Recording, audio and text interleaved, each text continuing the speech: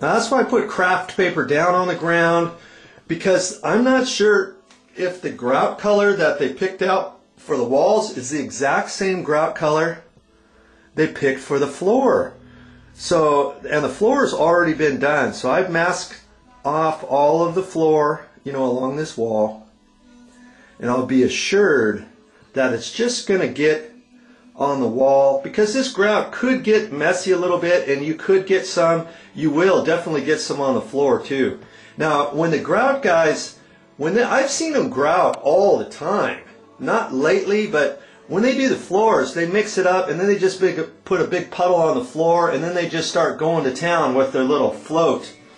Well, I can't really necessarily do that on these walls. I'm going to have to be a little careful, because it's all going to start falling down. Plus I've got a window to go around, I've got a ceiling to go around, and I'm not quite sure what to do with that just yet. I might take a little test spot. I'll look at the ceiling, see if it's semi-gloss on the ceiling, and it looks, son of a gun, it looks like it's just flat paint on the ceiling.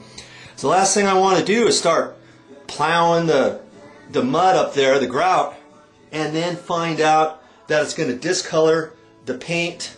And now I've got to find some matching touch-up paint where I don't know where that is. This ceiling is probably 5 or 6 years old, and so my best bet probably on the top is to put masking tape up there too.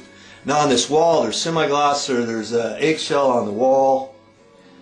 And again, if I have the masking tape out, I might just put a row down there too and be done with it.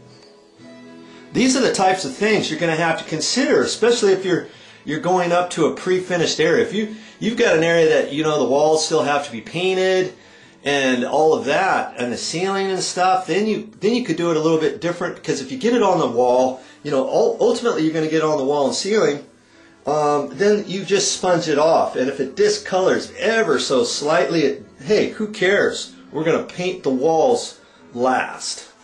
You know, so think about your project. You know what? There could be a debate. Okay, do you put masking tape up there or not? How nice of a grout line do you have? But because these grout lines are so thin, I mean, it looks really nice, but in some locations up there, the tile was cut tight to the ceiling. There's a 1/16 on one tile, an 1/8 down to a 1/16 on another tile, and all that. I would have had to have tried to hold all that tape about a 1/16 away from the wall edge as I was putting it up there, to get a nice straight line of grout.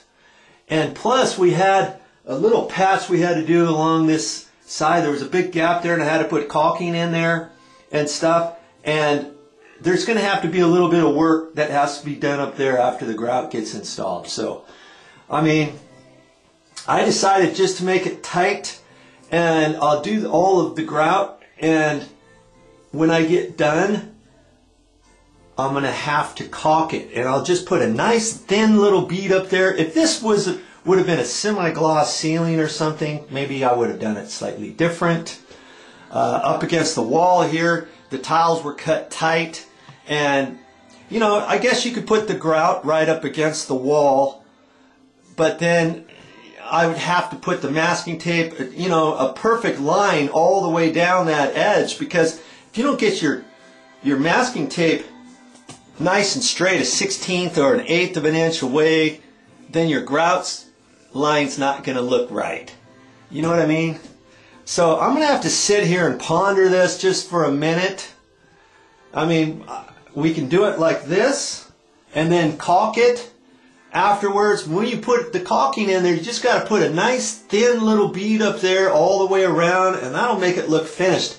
I wish the grout, the tile would have been cut, you know, to make that line just a hair bigger at the top, so that when all the grout went in, it would look nice and straight. But you know,